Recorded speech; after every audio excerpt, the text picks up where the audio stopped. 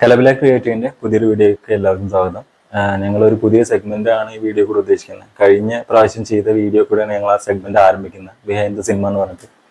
കഴിഞ്ഞ വീഡിയോക്ക് നിങ്ങൾ തന്ന എല്ലാ സപ്പോർട്ടിനും എല്ലാ പ്രോത്സാഹനത്തിനും വളരെയധികം നന്ദി. അപ്പോൾ ഞങ്ങൾ ആരംഭിക്കുകയാണ് ആദ്യത്തെ വീഡിയോ. മലയാളത്തിലെ ചില പ്ലോട്ട് ടിസ്റ്റുകളെ പറ്റിയിട്ടാണ് ഞങ്ങൾ എന്ന് പറയുന്നത്. അത് എല്ലാ പ്ലോട്ട് ടിസ്റ്റുകളെയും പറ്റിയിട്ട് നമ്മൾ പരിശോധിക്കുകയല്ല, ഞങ്ങൾ അതിന് സെലക്റ്റീവായിട്ട് കുറച്ചെണ്ണം പറയുകയാണ്. ബാക്കിയുള്ളത് നിങ്ങൾക്കും കമന്റ് ചെയ്യാം. പരമാവധി നമ്മൾ ഡിഫറെന്റ് ജോണേഴ്സ് തന്നെ നോക്കിയിട്ടുണ്ട്, സെലക്ട് ചെയ്തിട്ടുണ്ട്.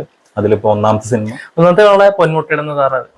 പൊന്മുട്ടയിടുന്ന താറാവ് സത്യനന്ദിക്കാട് സംവിധാനം ചെയ്ത് രഘുനാഥ് ബലേരി സ്ക്രിപ്റ്റ് ചെയ്ത സിനിമയാണ്. സിനിമയുടെ കാസ്റ്റിങ്ങിനെ പറ്റി നമ്മൾ വലുതായിട്ട് പറയേണ്ട ആവശ്യമില്ല. ആരൊക്കെയാണ് അഭിനയിച്ചിരിക്കുന്നത് എല്ലാവർക്കും അറിയാം. ജോൺസൺ മാഷാണ് സിനിമയുടെ മ്യൂസിക്, ONV എഴുതിയിട്ടുണ്ട് പാട്ടുകളും. സിനിമയുടെ ഒരു ഗ്രാമീണ നിഷ്കളങ്കത ഉള്ള ഒരു ഫിലിമാണ്. പക്ഷെ ഗ്രാമത്തിലെ എല്ലാവരും പാവങ്ങളും അല്ല, എല്ലാവരും വില്ലന്മാരും അല്ല എന്നുള്ള തരത്തില്. അതില് ശ്രീനിവാസന്റെ ക്യാരക്ടറിന്റെ ഒപ്പം എടുത്തു പറയേണ്ട ക്യാരക്ടർ ഉർവശിയുടെ ക്യാരക്ടർ സ്നേഹലത, ഒരു വില്ലനിഷ് ഇതുള്ള. ജയറാമിന്റെ ഗസ്ട്രോള്, ജയറാമിന്റെ വൈഫിന്റെ ഗസ്ട്രോള്, പിന്നെ നമ്മുടെ സ്ഥിരം ജഗതി, ശങ്കരാടി,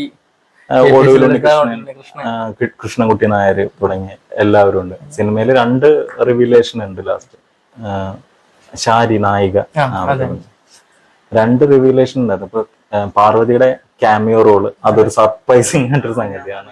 അത് ക്ലൈമാക്സ് വരെ അറിയില്ല, അതെല്ലാം സിനിമത്തെ പ്ലോട്ടിസ്റ്റ് ആയിട്ട് പറയുന്നത്. ശ്രീനിവാസൻ പറയുന്ന കാര്യം, അതായത് ഇത്ര പ്രശ്നം ഉണ്ടായ ഇത്ര പ്രശ്നം ഉണ്ടായ സംഗതി ആ ഓർണമെന്റ് സ്വർണ്ണം, അയാൾ അതിന്റെ മേലെ അയാൾക്ക് ഉണ്ടായ എല്ലാ ഹ്യൂമിലിയേഷനും സഹിച്ചിട്ടാണ് അയാൾ അത്ര സമയം നിന്നത്. അതൊരു മൊമെന്റ് കറക്റ്റ് ആയിട്ട് ആ സിനിമയുടെ അത്രയും ഇതില് അയാളുടെ കംപ്ലീറ്റ് സമ്പാദ്യമാണ് അതിൽ ഇട്ടെന്ന് കാണിക്കുന്നുണ്ട്. പിന്നെ അയാളെ പലരും ഇടിച്ചു താഴ്ച സംസാരിക്കുക, പലയിടത്തുനിന്ന് അയാൾ അപമാനപ്പെട്ടു പോരേണ്ടി വരും. ആ കാതൂത്തുന്ന സീനൊക്കെ പക്ഷെ അയാളൊരു ഒരു മൊമെന്റ് വരുമ്പോ അയാള് ഇത്ര കാലം വെച്ചതൊക്കെ ഒരുമിച്ചൊരു 6 അടിക്കുന്ന ഒരു സീനാണ്. അത് മലയാളത്തിലെ രസകരമായ ആർട്ടിസ്റ്റുകളില് നമ്മൾ സെലക്ട് ചെയ്തതിലൊരു കോമഡി ഫിലിം അതാണെന്ന് പറയാം. പിന്നെ നമ്മള് നമ്മുടെ ലൈഫില് ആദ്യം കണ്ടൊരു പ്ലോട്ടിസ്റ്റ് ഒരു പക്ഷെ തന്നെ ആയിരിക്കും. നല്ല രസിച്ച് കണ്ട ഒരു സിനിമയാണ്. അടുത്തത് നമ്മുടെ യക്ഷി ഫിലിമിനെ പറ്റി പറയുമ്പോ സൈക്കോ ഹിച്ചോക്കിന്റെ സൈക്കോ എന്ന് വെച്ച് കഴിഞ്ഞാൽ നമ്മള് ലാസ്റ്റ് നമ്മൾ അതുവരെ കണ്ടതല്ല എന്നുള്ള തരത്തിലേക്ക് വരുന്ന സൈക്കോ വരുന്ന 60-ലാണ്, 1960-ലാണ്. യക്ഷി റിലീസാകുന്നത് 1968-ലും. മലയാള സിനിമയിൽ 1968 അങ്ങനെ ഒരു പ്രമേയം. മലയാറ്റൂരിന്റെ യക്ഷി എന്ന് പറഞ്ഞ നോവൽ KS മാധവനാണ് ഡയറക്ട് ചെയ്യുന്നത്. MO ജോസഫാണ് അത് നിർമ്മിച്ചിരിക്കുന്ന സിനിമ. ആ സിനിമയിലെ പ്രധാന ക്യാരക്ടേഴ്സ് സത്യമാഷ്, ശാരദ, ഗോവിന്ദൻകുട്ടി എന്നുള്ളവരാണ് പ്രധാന ക്യാരക്ടേഴ്സ് ആയിട്ട് അഭിനയിച്ചിരിക്കുന്നത്. ആ സിനിമയുടെ അതൊരു ഹൊറർ മൂഡിലുള്ള ഫിലിമാണ്. അത് ആ ഹൊറർ മൂഡിൽ, അതായത് യക്ഷി എന്ന് പറഞ്ഞ ഒരു സംഗതി നമ്മളും ആ യക്ഷിയായിട്ട് തന്നെ ചെയ്യാന്നുള്ള അതിന്റെ ആ ഒരു സ്പോയിലർ ഉണ്ട്.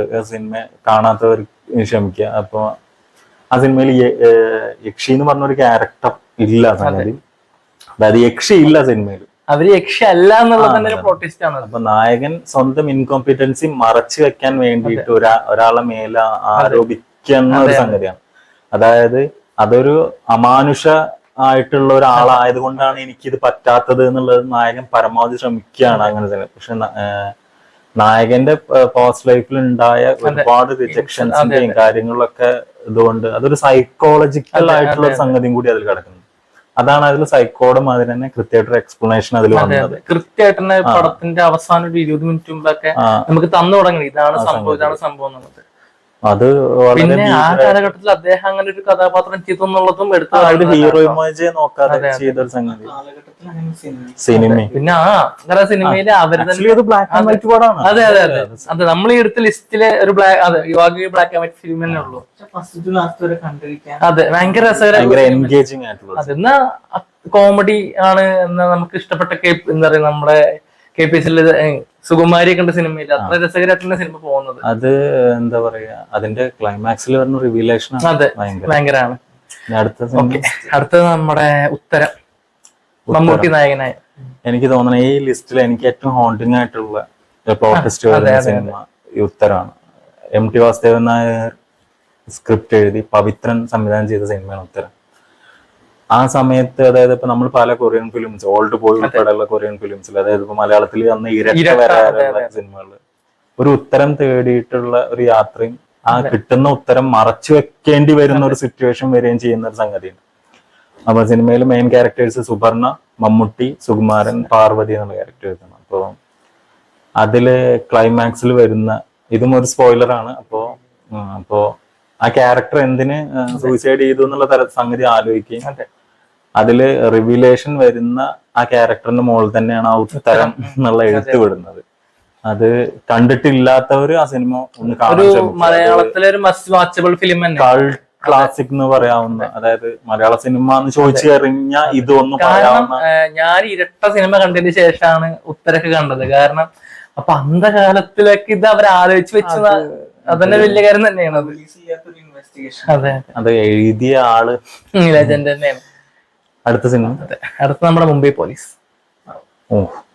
മുംബൈ പോലീസ് ഈ പറഞ്ഞ മാതിരി കാലഘട്ടത്തില് ആദ്യമായിട്ടാണ് അങ്ങനത്തെ ഒരു പ്ലോട്ട്, അതായത് എന്താ ഹോമോസെക്ഷൽ ആയിട്ടുള്ള ഹീറോ എന്ന് വരിക. അതൊരു പോലീസുകാരൻ.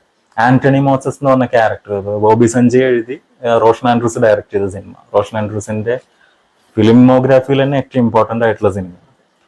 അപ്പൊ ആ സിനിമ വരുമ്പോ പൃഥ്വിരാജിന് ഏറ്റവും ലൗഡായിട്ടുള്ള വയലന്റ് ആയിട്ടുള്ള ക്യാരക്ടർ. പിന്നെ സിനിമയിലെ നായകൻ എന്ന് ഞാൻ പറയുന്നത് റഹ്മാനാണ്. ശരിക്ക് ഫർഹാൻ എന്നുള്ള ക്യാരക്ടറാണ് എല്ലാവരും മാനിപ്പുലേറ്റ്, ഇപ്പൊ പൃഥ്വിരാജിന്റെ ക്യാരക്ടർ തന്നെ മാനിപ്പുലേറ്റ് ചെയ്തിട്ട് ഇത് റിവീൽ ചെയ്യിപ്പിക്കുന്ന അയാളാണ്. ശരി, അയാളെ കൊണ്ട് തന്നെ കണ്ടുപിടിപ്പിക്കുക എന്നുള്ളത്. ആ സിനിമയിലെ ജയസൂര്യയുടെ നല്ല പെർഫോമൻസ്, പിന്നെ ആ സിനിമയിലെ പ്ലോട്ട് ട്വിസ്റ്റ് ഭയങ്കര ഷോക്കിംഗ് ആയിരുന്നു ശരിക്കും. അത് നമ്മൾ പറഞ്ഞ പോലെ രണ്ട് സസ്പെൻസുകൾ അപ്പൊ തന്നെ കാണിക്കുന്നുണ്ട്. പൃഥ്വിരാജിന്റെ ക്യാരക്ടറിന്റെ മുഖത്ത് വരുന്ന ഞെട്ടലാണ് സിനിമ കണ്ടോണ്ടിരിക്കുന്നത് നമുക്ക് ഉണ്ടാവണത് ആ സമയത്ത്. അത് ഭയങ്കരമായിരുന്നു. അത് അന്ന് അങ്ങനെ ഒരു ക്യാരക്ടർ ധീരമായിട്ട് ചെയ്തതിന് ഒരുപാട് പ്രശംസ. നമ്മളിപ്പോ പറഞ്ഞ പോലെ അത് പൃഥ്വിരാജ് ചെയ്യുള്ളൂ. നമ്മുടെ ഡയലോഗ് ഇപ്പൊ പറയുമല്ലോ, അത് തന്നെയാണ്. അത് ചെയ്യാൻ പൃഥ്വിരാജിനുള്ള അന്ത കാലത്ത്. പിന്നെ അത് നമ്മൾ ഒരുപാട് സസ്പെൻസുകൾ നമുക്ക് ഒറ്റടിക്കുന്നു. ഇയാൾ ഹോമോസെക്ഷൽ ആണെന്ന കാര്യം, ജയസൂര്യ ഇയാളാണ് കൊന്നതെന്നുള്ള കാര്യം, ഈ കാര്യം റഹ്മാനെ അറിയായിരുന്നുള്ള കാര്യം, അങ്ങനെ ഒരുപാട് സംഭവങ്ങൾ നമ്മൾ അപ്പോഴാണ് അറിയുന്നത്. അതായത് കൊലപാതകം ചെയ്ത ആളെന്നെ അന്വേഷിക്കുന്ന തരത്തിലുള്ള ഒരു സാധനമാണ്. അത് കുറെ എണ്ണം ഉണ്ട് അങ്ങനത്തെ, എന്നാൽ അതിൽ പെട്ട ഒരെണ്ണാണ് ഇത്. പിന്നെ എനിക്ക് തോന്നുന്നു അതില് ഗോപി സുന്ദറിന്റെ ഭയങ്കരമായിട്ടുള്ള മ്യൂസിക്, അതേമാതിരി ആ മുംബൈ പോലീസ് തീമൊക്കെ ഭയങ്കരമാണ്. അതേമാതിരി പറയാവുന്ന ഒരു സാധനം റിയാസ് ഖാന്റെ ഒരു കിടിലൻ കസ്റ്റം. ശരിക്കും റിയാസ് ഖാൻ ഷൂട്ടർ ആയിട്ടുള്ള നല്ലൊരു സംഭവമാണ്. അത് റിയാസ് ഖാന്റെ കരിയറിലെ ബെസ്റ്റ് പെർഫോമൻസ് ശരിക്കും.